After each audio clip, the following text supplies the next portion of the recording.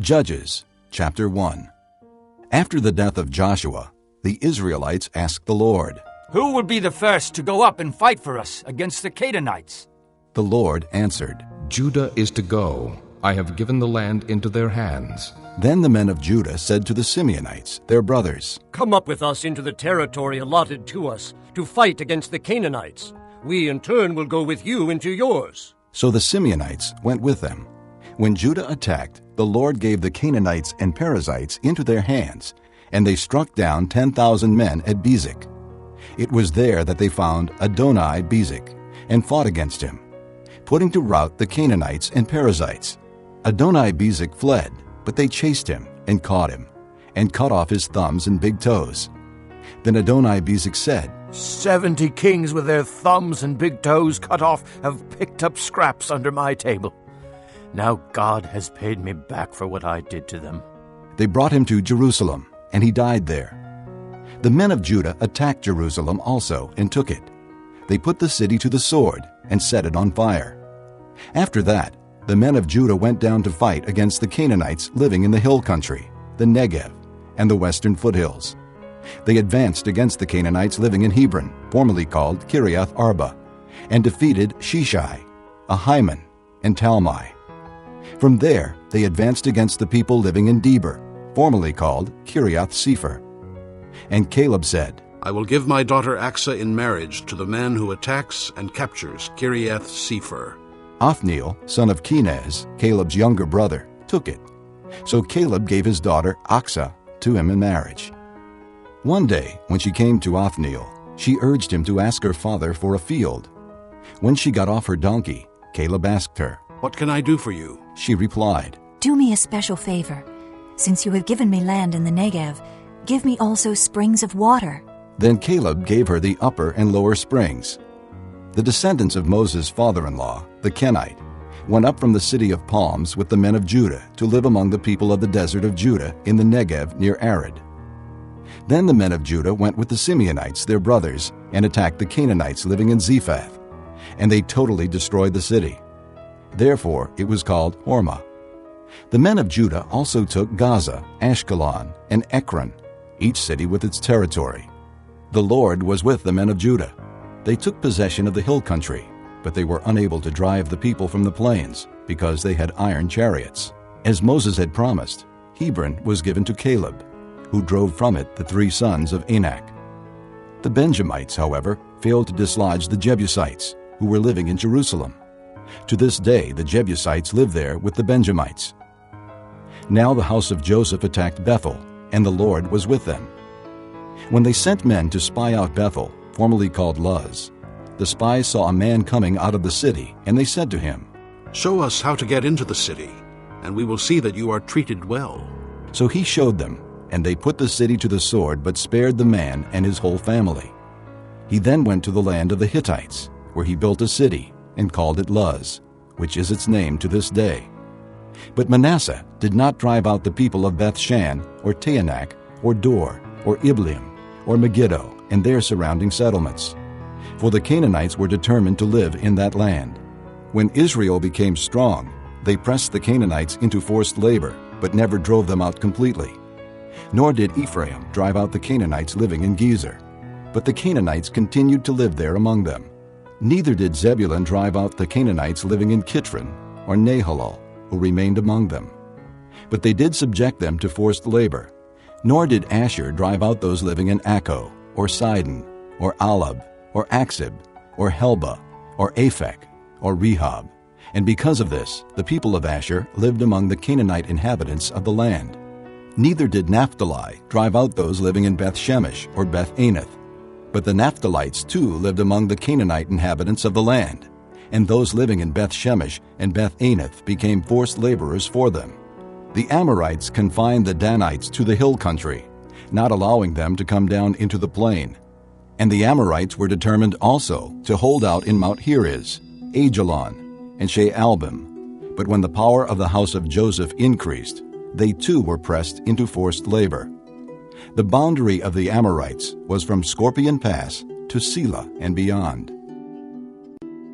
Chapter 2. The angel of the Lord went up from Gilgal to Bochim and said, I brought you up out of Egypt and led you into the land that I swore to give to your forefathers. I said, I will never break my covenant with you, and you shall not make a covenant with the people of this land, but you shall break down their altars. Yet you have disobeyed me. Why have you done this? Now therefore I tell you that I will not drive them out before you. They will be thorns in your sides, and their gods will be a snare to you. When the angel of the Lord had spoken these things to all the Israelites, the people wept aloud, and they called that place Bochim. There they offered sacrifices to the Lord. After Joshua had dismissed the Israelites, they went to take possession of the land, each to his own inheritance. The people served the Lord throughout the lifetime of Joshua and of the elders who outlived him, and who had seen all the great things the Lord had done for Israel. Joshua, son of Nun, the servant of the Lord, died at the age of 110. And they buried him in the land of his inheritance, at Timnath-Heres, in the hill country of Ephraim, north of Mount Gaash. After that whole generation had been gathered to their fathers, another generation grew up, who knew neither the Lord nor what he had done for Israel. Then the Israelites did evil in the eyes of the Lord and served the Baals. They forsook the Lord, the God of their fathers, who had brought them out of Egypt. They followed and worshipped various gods of the peoples around them. They provoked the Lord to anger, because they forsook him and served Baal and the Ashtoreths. In his anger against Israel, the Lord handed them over to raiders, who plundered them. He sold them to their enemies all around, whom they were no longer able to resist.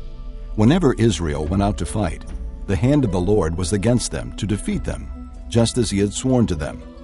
They were in great distress. Then the Lord raised up judges, who saved them out of the hands of these raiders. Yet they would not listen to their judges, but prostituted themselves to other gods and worshipped them. Unlike their fathers, they quickly turned from the way in which their fathers had walked, the way of obedience to the Lord's commands.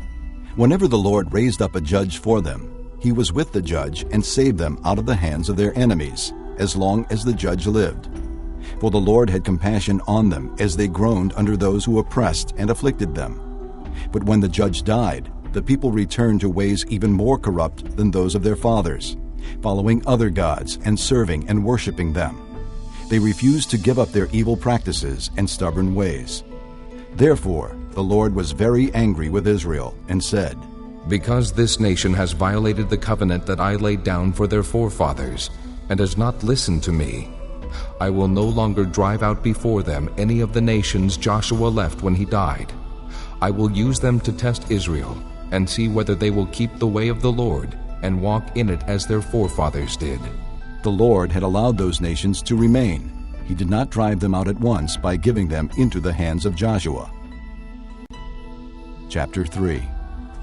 These are the nations the Lord left to test all those Israelites who had not experienced any of the wars in Canaan.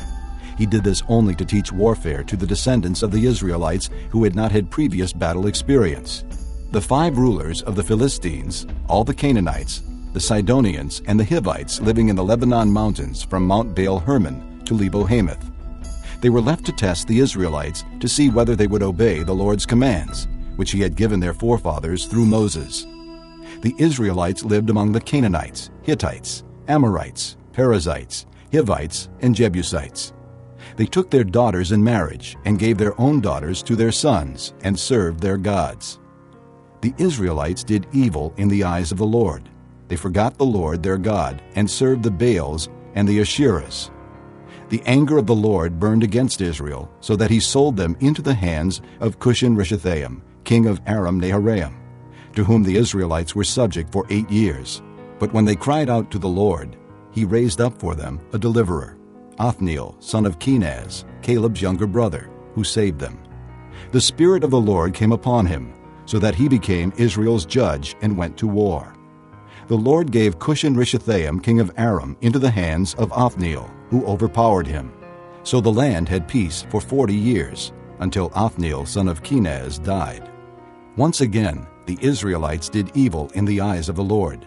And because they did this evil, the Lord gave Eglon, king of Moab, power over Israel. Getting the Ammonites and Amalekites to join him, Eglon came and attacked Israel, and they took possession of the city of palms. The Israelites were subject to Eglon, king of Moab, for 18 years. Again the Israelites cried out to the Lord, and he gave them a deliverer, Ehud, a left-handed man, the son of Gera, the Benjamite. The Israelites sent him with tribute to Eglon, king of Moab. Now Ehud had made a double-edged sword about 1.5 feet long, which he strapped to his right thigh under his clothing. He presented the tribute to Eglon, king of Moab, who was a very fat man. After Ehud had presented the tribute, he sent on their way the men who had carried it. At the idols near Gilgal, he himself turned back and said, I have a secret message for you, O king. The king said, Quiet! And all his attendants left him. Ehud then approached him while he was sitting alone in the upper room of his summer palace and said, I have a message from God for you. As the king rose from his seat, Ehud reached with his left hand, drew the sword from his right thigh, and plunged it into the king's belly. Even the handle sank in after the blade, which came out his back. Ehud did not pull the sword out, and the fat closed in over it. Then Ehud went out to the porch. He shut the doors of the upper room behind him and locked them. After he had gone, the servants came and found the doors of the upper room locked. They said, He must be relieving himself in the inner room of the house. They waited to the point of embarrassment, but when he did not open the doors of the room, they took a key and unlocked them. There they saw their lord fallen to the floor, dead. While they waited, Ehud got away.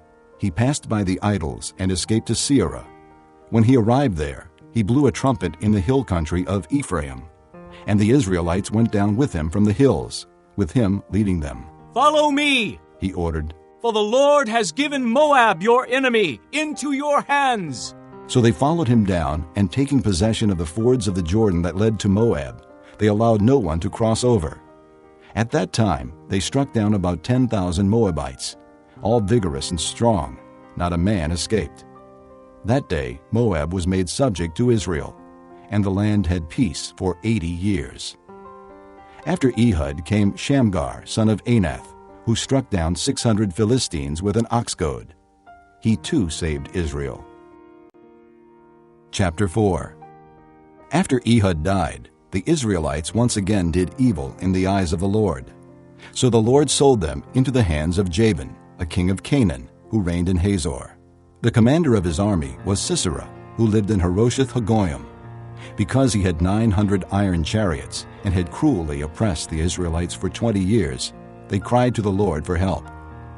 Deborah, a prophetess, the wife of Lapidoth, was leading Israel at that time.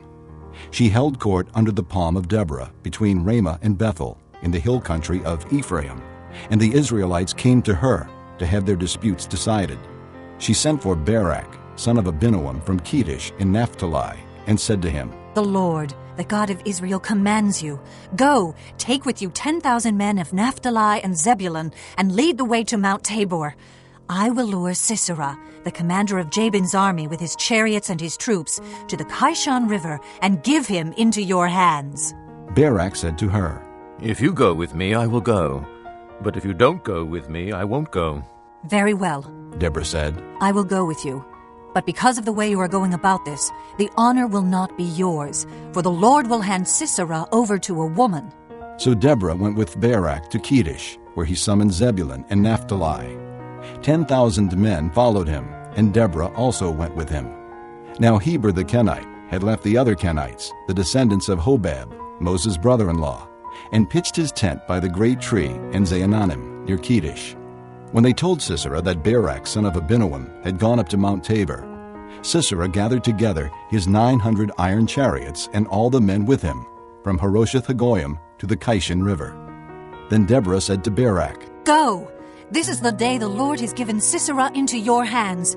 Has not the Lord gone ahead of you? So Barak went down Mount Tabor, followed by 10,000 men. At Barak's advance, the Lord routed Sisera and all his chariots and army by the sword, and Sisera abandoned his chariot and fled on foot. But Barak pursued the chariots and army as far as Harosheth Hagoyim. All the troops of Sisera fell by the sword. Not a man was left. Sisera, however, fled on foot to the tent of Jael, the wife of Heber the Kenite, because there were friendly relations between Jabin king of Hazor and the clan of Heber the Kenite. Jael went out to meet Sisera and said to him, "Come, my lord. Come right in. Don't be afraid." So he entered her tent, and she put a covering over him. "I'm thirsty," he said. "Please give me some water." She opened a skin of milk, gave him a drink, and covered him up. "Stand in the doorway of the tent," he told her. "If someone comes by and asks you, 'Is anyone here?' say no." But Jael, Heber's wife, picked up a tent peg and a hammer and went quietly to him while he lay fast asleep, exhausted. She drove the peg through his temple into the ground, and he died. Barak came by in pursuit of Sisera, and Jael went out to meet him. "Come," she said. "I will show you the man you're looking for." So he went in with her, and there lay Sisera with the tent peg through his temple, dead. On that day God subdued Jabin, the Canaanite king, before the Israelites. And the hand of the Israelites grew stronger and stronger against Jabin, the Canaanite king, until they destroyed him. Chapter 5. On that day Deborah and Barak son of Abinoam sang this song. When the princes in Israel take the lead, when the people willingly offer themselves, praise the Lord. Hear this, you kings. Listen, you rulers. I will sing to the Lord, I will sing. I will make music to the Lord, the God of Israel. O Lord, when you went out from Seir, when you marched from the land of Edom, the earth shook, the heavens poured, the clouds poured down water. The mountains quaked before the Lord, the one of Sinai, before the Lord, the God of Israel. In the days of Shamgar, son of Anath, in the days of Jael, the roads were abandoned. Travelers took to winding paths. Village life in Israel ceased until I, Deborah, arose a mother in Israel. When they chose new gods, war came to the city gates, and not a shield or spear was seen among 40,000 in Israel. My heart is with Israel's princes, with the willing volunteers among the people. Praise the Lord! You who ride on white donkeys, sitting on your saddle blankets, and you who walk along the road, consider the voice of the singers at the watering places. They recite the righteous acts of the Lord, the righteous acts of his warriors in Israel. Then the people of the Lord went down to the city gates. Wake up, Deborah. Wake up, break out in song. Arise, O Barak. Take captive your captives, O son of Abinoam. Then the men who were left came down to the nobles. The people of the Lord came to me with the mighty. Some came from Ephraim, whose roots were in Amalek. Benjamin was with the people who followed you. From Maker captains came down, from Zebulun those who bear a commander's staff. The princes of Issachar were with Deborah. Yes, Issachar was with Barak. Rushing after him into the valley, in the districts of Reuben there was much searching of heart. Why did you stay among the campfires to hear the whistling for the flocks? In the districts of Reuben there was much searching of heart. Gilead stayed beyond the Jordan. And Dan, why did he linger by the ships? Asher remained on the coast and stayed in his coves. The people of Zebulun risked their very lives. So did Naphtali on the heights of the field. Kings came. They fought. The kings of Canaan fought at Taanach by the waters of Megiddo, but they carried off no silver, no plunder. From the heavens the stars fought. From their courses they fought against Sisera. The river Kishon swept them away. The age-old river, the river Kishon. March on, my soul, be strong. Then thundered the horses' hooves. Galloping, galloping go his mighty steeds. Curse Meroz, said the angel of the Lord. Curse its people bitterly, because they did not come to help the Lord against the mighty. Most blessed of women be Jael, the wife of Heber the Kenite. Most blessed of tent-dwelling women. He asked for water, and she gave him milk. In a bowl fit for nobles she brought him curdled milk. Her hand reached for the tent peg, her right hand for the workman's hammer. She struck Sisera, she crushed his head, she shattered and pierced his temple. At her feet he sank, he fell, there he lay. At her feet he sank, he fell, where he sank there he fell, dead. Through the window peered Sisera's mother. behind the lattice, she cried out, "Why is his chariot so long in coming? Why is the clatter of his chariots delayed?" The wisest of her ladies answer her. Indeed, she keeps saying to herself, "Are they not finding and dividing the spoils, a girl or two for each man? Colorful garments as plunder for Sisera, colorful garments embroidered, highly embroidered garments for my neck, all this as plunder? So may all your enemies perish, O Lord, but may they who love you be like the sun when it rises in its strength." Then the land had peace 40 years. Chapter 6. Again the Israelites did evil in the eyes of the Lord, and for 7 years he gave them into the hands of the Midianites. Because the power of Midian was so oppressive, the Israelites prepared shelters for themselves in mountain clefts, caves, and strongholds. Whenever the Israelites planted their crops, the Midianites, Amalekites, and other eastern peoples invaded the country. They camped on the land and ruined the crops all the way to Gaza, and did not spare a living thing for Israel, neither sheep nor cattle nor donkeys. They came up with their livestock in their tents like swarms of locusts. It was impossible to count the men and their camels. They invaded the land to ravage it. Midian so impoverished the Israelites that they cried out to the Lord for help. When the Israelites cried to the Lord because of Midian, he sent them a prophet who said, "This is what the Lord, the God of Israel, says. I brought you up out of Egypt, out of the land of slavery. I snatched you from the power of Egypt and from the hand of all your oppressors. I drove them from before you and gave you their land. I said to you, I am the Lord your God. Do not worship the gods of the Amorites in whose land you live. But you have not listened to me." The angel of the Lord came and sat down under the oak in Ophrah that belonged to Joash the Abiezrite, where his son Gideon was threshing wheat in a winepress to keep it from the Midianites. When the angel of the Lord appeared to Gideon, he said, "The Lord is with you, mighty warrior." "But, sir," Gideon replied, "if the Lord is with us, why has all this happened to us? Where are all his wonders that our fathers told us about when they said, 'Did not the Lord bring us up out of Egypt?' But now the Lord has abandoned us and put us into the hand of Midian."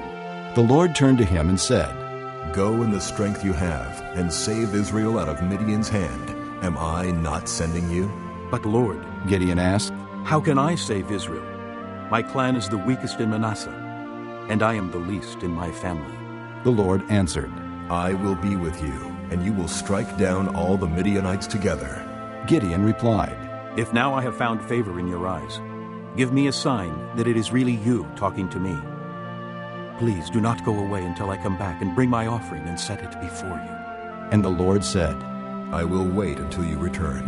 Gideon went in, prepared a young goat, and from an ephah of flour he made bread without yeast. Putting the meat in a basket and its broth in a pot, he brought them out and offered them to him under the oak. The angel of God said to him, "Take the meat and the unleavened bread, place them on this rock, and pour out the broth." And Gideon did so. With the tip of the staff that was in his hand, the angel of the Lord touched the meat and the unleavened bread. Fire flared from the rock, consuming the meat and the bread, and the angel of the Lord disappeared. When Gideon realized that it was the angel of the Lord, he exclaimed, "Ah, sovereign Lord, I have seen the angel of the Lord face to face." But the Lord said to him, "Peace, do not be afraid. You are not going to die." So Gideon built an altar to the Lord there and called it, "The Lord is Peace." To this day it stands in Ophrah of the Abiezrites. That same night the Lord said to him, "Take the second bull from your father's herd, the one 7 years old. Tear down your father's altar to Baal, and cut down the Asherah pole beside it. Then build a proper kind of altar to the Lord your God on the top of this height. Using the wood of the Asherah pole that you cut down, offer the second bull as a burnt offering." So Gideon took 10 of his servants and did as the Lord told him. But because he was afraid of his family and the men of the town, he did it at night rather than in the daytime. In the morning when the men of the town got up, there was Baal's altar, demolished, with the Asherah pole beside it cut down, and the second bull sacrificed on the newly built altar. They asked each other.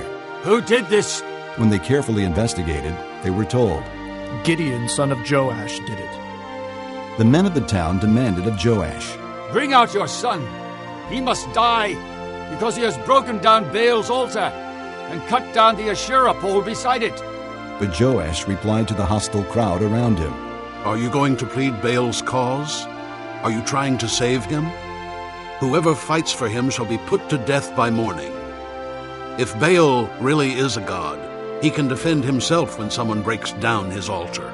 So that day they called Gideon Jerubbaal, saying, Let Baal contend with him. Because he broke down Baal's altar. Now all the Midianites, Amalekites, and other eastern peoples joined forces and crossed over the Jordan and camped in the valley of Jezreel. Then the Spirit of the Lord came upon Gideon, and he blew a trumpet, summoning the Abiezrites to follow him. He sent messengers throughout Manasseh, calling them to arms, and also into Asher, Zebulun, and Naphtali, so that they too went up to meet them. Gideon said to God, If you will save Israel by my hand as you have promised, look, I will place a wool fleece on the threshing floor. If there is dew only on the fleece, and all the ground is dry, then I will know that you will save Israel by my hand as you said. And that is what happened. Gideon rose early the next day. He squeezed the fleece and wrung out the dew, a bowlful of water. Then Gideon said to God, Do not be angry with me. Let me make just one more request. Allow me one more test with the fleece. This time, make the fleece dry and the ground covered with dew. That night God did so. Only the fleece was dry. All the ground was covered with dew. Chapter 7. Early in the morning, Jerubbaal, that is Gideon, and all his men camped at the spring of Harod. The camp of Midian was north of them in the valley near the hill of Moreh. The Lord said to Gideon, You have too many men for me to deliver Midian into their hands. In order that Israel may not boast against me that her own strength has saved her, announce now to the people, anyone who trembles with fear may turn back and leave Mount Gilead. So 22,000 men left, while 10,000 remained. But the Lord said to Gideon, There are still too many men. Take them down to the water, and I will sift them for you there. If I say, This one shall go with you, he shall go. But if I say, This one shall not go with you, he shall not go. So Gideon took the men down to the water. There the Lord told him, Separate those who lap the water with their tongues like a dog, from those who kneel down to drink. 300 men lapped with their hands to their mouths. All the rest got down on their knees to drink. The Lord said to Gideon, With the 300 men that lapped, I will save you and give the Midianites into your hands. Let all the other men go, each to his own place.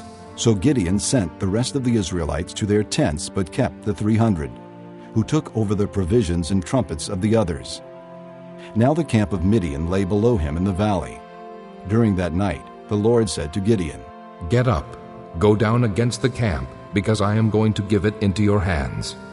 If you are afraid to attack, go down to the camp with your servant Purah, and listen to what they are saying. Afterward, you will be encouraged to attack the camp. So he and Purah, his servant, went down to the outposts of the camp. The Midianites, the Amalekites, and all the other eastern peoples had settled in the valley, thick as locusts. Their camels could no more be counted than the sand on the seashore. Gideon arrived just as a man was telling a friend his dream. I had a dream, he was saying. A round loaf of barley bread came tumbling into the Midianite camp. It struck the tent with such force that the tent overturned and collapsed. His friend responded, This can be nothing other than the sword of Gideon, son of Joash, the Israelite. God has given the Midianites and the whole camp into his hands. When Gideon heard the dream and its interpretation, he worshipped God. He returned to the camp of Israel and called out, Get up! The Lord has given the Midianite camp into your hands. Dividing the 300 men into 3 companies, he placed trumpets and empty jars in the hands of all of them, with torches inside. Watch me, he told them. Follow my lead. When I get to the edge of the camp, do exactly as I do. When I and all who are with me blow our trumpets, then from all around the camp blow yours and shout, For the Lord and for Gideon. Gideon and the 100 men with him reached the edge of the camp at the beginning of the middle watch, just after they had changed the guard. They blew their trumpets and broke the jars that were in their hands. The 3 companies blew the trumpets and smashed the jars. Grasping the torches in their left hands and holding in their right hands the trumpets they were to blow, they shouted, "A sword for the Lord and for Gideon!" While each man held his position around the camp, all the Midianites ran, crying out as they fled. When the 300 trumpets sounded, the Lord caused the men throughout the camp to turn on each other with their swords. The army fled to Beth-shittah, toward Zererah, as far as the border of Abel-Mahalah, near Tabbath. Israelites from Naphtali, Asher, and all Manasseh were called out, and they pursued the Midianites. Gideon sent messengers throughout the hill country of Ephraim, saying, "Come down against the Midianites, and seize the waters of the Jordan ahead of them, as far as Beth-barah." So all the men of Ephraim were called out, and they took the waters of the Jordan as far as Beth-barah. They also captured 2 of the Midianite leaders, Oreb and Zeeb. They killed Oreb at the rock of Oreb, and Zeeb at the winepress of Zeeb. They pursued the Midianites and brought the heads of Oreb and Zeeb to Gideon, who was by the Jordan. Chapter 8. Now the Ephraimites asked Gideon, "Why have you treated us like this? Why didn't you call us when you went to fight Midian?" And they criticized him sharply. But he answered them, "What have I accomplished compared to you? Aren't the gleanings of Ephraim's grapes better than the full grape harvest of Abiezer? God gave Oreb and Zeeb, the Midianite leaders, into your hands. What was I able to do compared to you?" At this, their resentment against him subsided. Gideon and his 300 men, exhausted yet keeping up the pursuit, came to the Jordan and crossed it. He said to the men of Succoth, "Give my troops some bread. They are worn out, and I am still pursuing Zebah and Zalmunna, the kings of Midian." But the officials of Succoth said, "Do you already have the hands of Zebah and Zalmunna in your possession? Why should we give bread to your troops?" Then Gideon replied, "Just for that. When the Lord has given Zebah and Zalmunna into my hand, I will tear your flesh with desert thorns and briars." From there he went up to Peniel and made the same request of them. But they answered as the men of Succoth had. So he said to the men of Peniel, "When I return in triumph, I will tear down this tower." Now Zebah and Zalmunna were in Karkor with a force of about 15,000 men, all that were left of the armies of the eastern peoples. 120,000 swordsmen had fallen. Gideon went up by the route of the nomads east of Nobah and Jogbehah, and fell upon the unsuspecting army. Zebah and Zalmunna, the 2 kings of Midian, fled, but he pursued them and captured them, routing their entire army. Gideon, son of Joash, then returned from the battle by the pass of Heres. He caught a young man of Succoth and questioned him, and the young man wrote down for him the names of the 77 officials of Succoth, the elders of the town. Then Gideon came and said to the men of Succoth, "Here are Zebah and Zalmunna, about whom you taunted me by saying, 'Do you already have the hands of Zebah and Zalmunna in your possession? Why should we give bread to your exhausted men?'" He took the elders of the town and taught the men of Succoth a lesson by punishing them with desert thorns and briars. He also pulled down the tower of Peniel and killed the men of the town. Then he asked Zebah and Zalmunna, "What kind of men did you kill at Tabor?" "Men like you," they answered, "each one with the bearing of a prince." Gideon replied, "Those were my brothers, the sons of my own mother. As surely as the Lord lives, if you had spared their lives, I would not kill you." Turning to Jether, his oldest son, he said, "Kill them." But Jether did not draw his sword, because he was only a boy and was afraid. Zebah and Zalmunna said, "Come, do it yourself. As is the man, so is his strength." So Gideon stepped forward and killed them, and took the ornaments off their camels' necks. The Israelites said to Gideon, "Rule over us, you, your son, and your grandson, because you have saved us out of the hand of Midian." But Gideon told them, "I will not rule over you, nor will my son rule over you. The Lord will rule over you." And he said, "I do have one request, that each of you give me an earring from your share of the plunder." It was the custom of the Ishmaelites to wear gold earrings. They answered, "We'll be glad to give them." So they spread out a garment, and each man threw a ring from his plunder onto it. The weight of the gold rings he asked for came to 1,700 shekels, not counting the ornaments, the pendants, and the purple garments worn by the kings of Midian, or the chains that were on their camels' necks. Gideon made the gold into an ephod, which he placed in Ophrah, his town. All Israel prostituted themselves by worshiping it there, and it became a snare to Gideon and his family. Thus Midian was subdued before the Israelites and did not raise its head again. During Gideon's lifetime, the land enjoyed peace 40 years.